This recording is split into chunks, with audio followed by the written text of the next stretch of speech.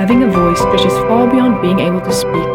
Our sense of identity and others' perception of our intelligence is based on our ability to express ourselves, carry over ideas, and how convincingly we can do so. Having a voice is as complicated and as simple as being able to request, object, and manipulate our environment. Not having a voice is a great tragedy, but the greatest injustice of all is when someone has something to say, but they're unable to do so. This is where our role as speech therapists begin. The Health Professions Council of South Africa outlines 8 domains of practice for a speech-language therapist. But what does that mean to the person who cannot speak or eat? Let me explain this with a little help from my friends, Bertie, Bongi, Bob, and Beatrice. From before Bertie's birth, he developed and grew into a mature communicator. Along this path, his communication or cognitive development was not typical because Bertie has cerebral palsy. But other than having cerebral palsy, there are other disorders from birth which could also have an effect on speech and language. Bongi is different from Bertie because he has an exclusive speech disorder, stuttering, without any other primary diagnosis.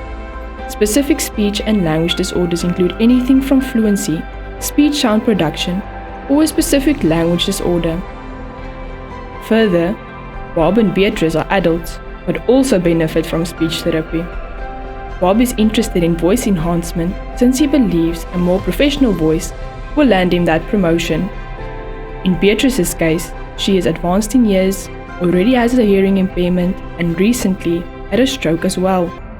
A stroke may have caused acquired speech and language problems, but unfortunately, these acquired disorders are not limited to strokes and can be due to traumatic brain injuries, dementia, or motor neuron disease, laryngeal cancer, acquired hearing impairment, or people using tracheostomies and ventilators. The specific speech and language disorders these primary diagnoses can cause are aphasia, praxia, dysarthria, or cognitive disabilities.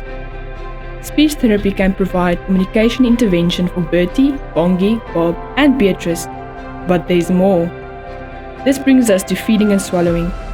You will probably not notice how much goes into eating until you are not able to do so. Dysphagia is defined as a difficulty swallowing and can be present in the oropharyngeal or the esophageal phase. Oropharyngeal what?